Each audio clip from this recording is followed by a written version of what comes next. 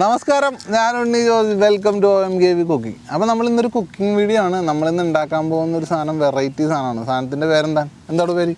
L മരിയാച്ചി. സാധനത്തിൻ്റെ പേരാണ് L മരിയാച്ചി. L മരിയാച്ചി നിങ്ങൾ പലയിടത്തും ചിലപ്പോൾ കേട്ടിട്ടുണ്ടാവും. നമ്മുടെ എൽ മരിയാച്ചിക്ക് പ്രത്യേകത ഉണ്ട്. അതായത് മരിയാച്ചിയുടെ എല്ല് കറിയിൽ നിന്നും നമ്മൾ ഉത്ഭവിപ്പിച്ചെടുത്ത വേറൊരു സാധനം, അതാണ് എൽ മരിയാച്ചി. അപ്പോൾ ഈ എൽ മരിയാച്ചി എന്താണെന്നുള്ളത് ശരിക്കും ഞാൻ വീഡിയോൻ്റെ അവസാനം പറഞ്ഞുതരാം. അപ്പോൾ നമ്മൾ കുറച്ച് ദിവസമായി വീഡിയോയൊക്കെ ഇട്ടിട്ട് വീണ്ടും ഊർജ്ജസ്വലമായി തിരിച്ചു വന്നിരിക്കുകയാണ്. അപ്പോൾ ഇനി നമ്മുടെ എൽ മരിയാച്ചിയുടെ പ്രിപ്പറേഷനാണ്. അപ്പോൾ വീഡിയോ എല്ലാവരും തീർത്ത് കണ്ടു. വെറൈറ്റി ഐറ്റമാണ്. പിന്നെ അത് മാത്രമല്ല, സിമ്പിൾ ഒരു ഐറ്റം ഉണ്ട്. സിമ്പിൾ, എല്ലാവർക്കും ചെയ്യാൻ പറ്റുന്ന സിമ്പിൾ ഐറ്റം. സവാള നമ്മളുണ്ടല്ലോ വളരെ നൈസായിട്ട് ഇങ്ങനെ അരിയണം. വളരെ നൈസായിട്ട് അരിഞ്ഞാൽ എന്താ ഗുണമെന്ന് അറിയാമോ? പെട്ടെന്ന് സവാള വാടിക്കിട്ട്. ഇനി നമുക്ക് കുറച്ച് തക്കാളി അരിയട്ടോ. തക്കാളി കഴുകിയെടുക്കുക.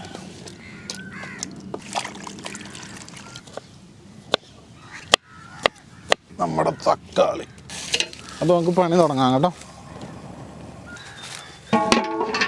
അപ്പോൾ കുറച്ച് ഓയിൽ ഒഴിക്കുന്നുണ്ട് കേട്ടോ. നെയ്യും കൂടി ഇടുന്നത് കേട്ടോ. സവാള അങ്ങിടുക കേട്ടോ. സവാള നല്ലോണം വഴറ്റിയുണ്ടല്ലോ, ഒരു ഫ്രൈ ആ ഒരു പരുവത്തിലാക്കി എടുക്കണം കേട്ടോ. അപ്പോൾ അതേ നമ്മൾ കുറച്ച് ഉപ്പ് ഇടുന്നുണ്ട് കേട്ടോ. അപ്പോൾ നമ്മുടെ സവാള ബ്രൗൺ കളർ ആയിട്ടുണ്ട് കേട്ടോ. കളി ഒരുപാടങ്ങ് വാട്ടിക്കളയണ്ട, നൈസായിട്ടൊന്ന് വാടിയാൽ മതി.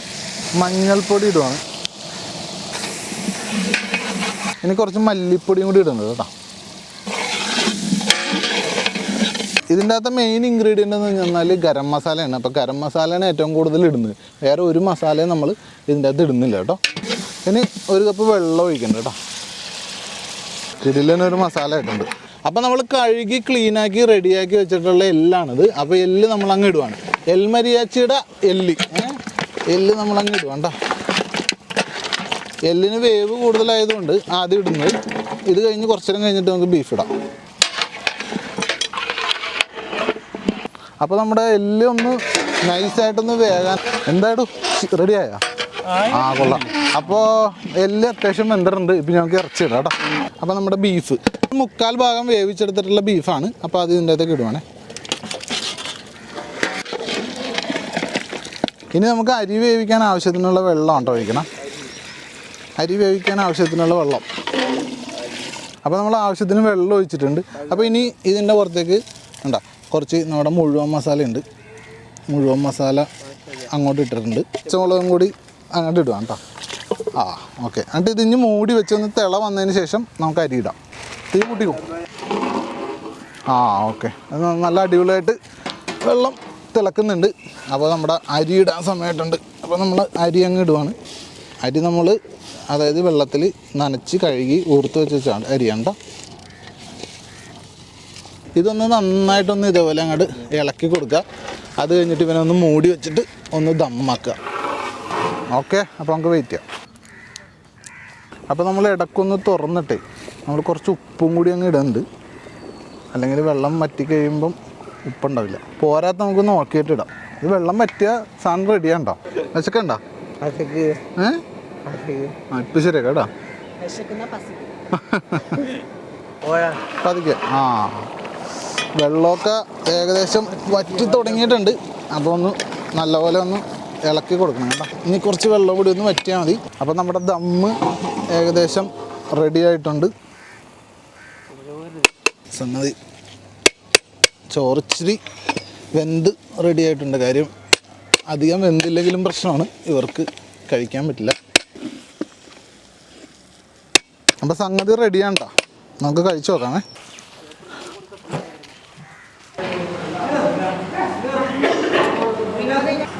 ഇത് ഇച്ചിരി ശരിയാവാനുണ്ട്.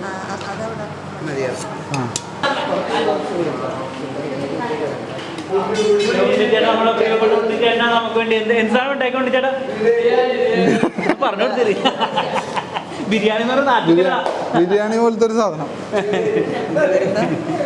എൽ മരിയാച്ചി. പ്രാർത്ഥിക്കാം.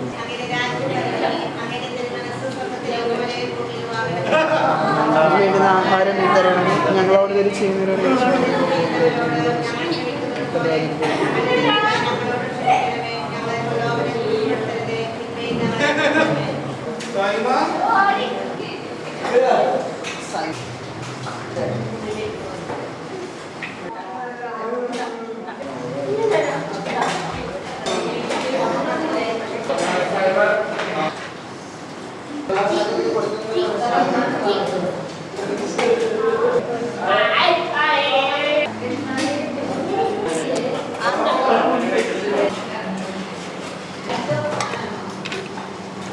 സംഗതി കുറച്ച് ചോറ് നമ്മളും കഴിക്കാണ്.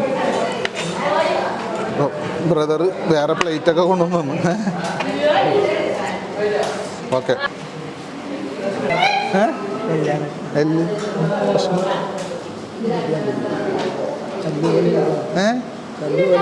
എല്ല് വെന്തിട്ടില്ലല്ലേ?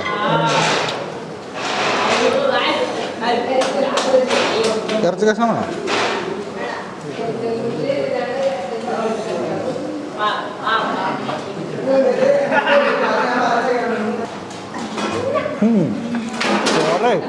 ചോറ് ഇതിൽ വെന്ത് കട്ടായി പോയി. എന്നാലും വലിയ കുഴപ്പമില്ല. ഇവിടെ എല്ലാവർക്കും കഴിക്കാനുള്ള പാകമായി. എന്താണല്ലോ കഴിക്കാനുള്ള പാകത്തിനായിട്ടുണ്ട് അല്ലേ? അങ്ങനെ അടിപൊളി. അപ്പോൾ ഈ എല്ലൊക്കെ കടിച്ച് കുറച്ച് ഈ ഇറച്ചി കഷ്ണമൊക്കെ കുറച്ച് അങ്ങനെ തിന്നണം. അപ്പം ഈ എൽമരിയാച്ചി എന്ന് പറഞ്ഞല്ലോ, ശരിക്കും ഈ എൽമരിയാച്ചി എന്ന് പറഞ്ഞാൽ ഒരു സിനിമയുടെ പേരാണ് എൽമരിയാച്ചി, ഒരു സ്പാനിഷ് പടം. അപ്പോൾ അത് കാണാത്ത ആൾക്കാരുണ്ടെങ്കിൽ ആ പടം കണ്ടത് അടിപൊളി സിനിമയും. അപ്പോൾ എല്ലും ഇതൊക്കെ കൂടിയിട്ട് ഉണ്ടാക്കണോണ്ട് അങ്ങനെ ഒരു പേര് പറഞ്ഞതാണ്. ഇത് കുറച്ചും കൂടി ഇതിൻ്റെ മാറ്റങ്ങളൊക്കെ വരുത്തി കുറച്ചും കൂടി നന്നായിട്ടൊക്കെ നമുക്ക് ചെയ്തെടുക്കാൻ പറ്റും അല്ലേ? കുറച്ചും കൂടി സെറ്റപ്പായിട്ട് ചെയ്തെടുക്കാൻ പറ്റും. അപ്പോൾ എന്തായാലും അപ്പോൾ ഇവരെല്ലാവരും കൂടി ഞങ്ങളിത് കഴിക്കട്ടെ. എല്ലാം കടിച്ച് തന്നോളില്ലേ? അപ്പോൾ അടുത്ത വീഡിയോയിൽ കാണാം. ഇനി റെഗുലറായിട്ടൊക്കെ എല്ലാ ദിവസവും ഒക്കെ വീഡിയോ ഇടണമെന്ന് വിചാരിക്കും. മുട്ടയുടെ മുട്ട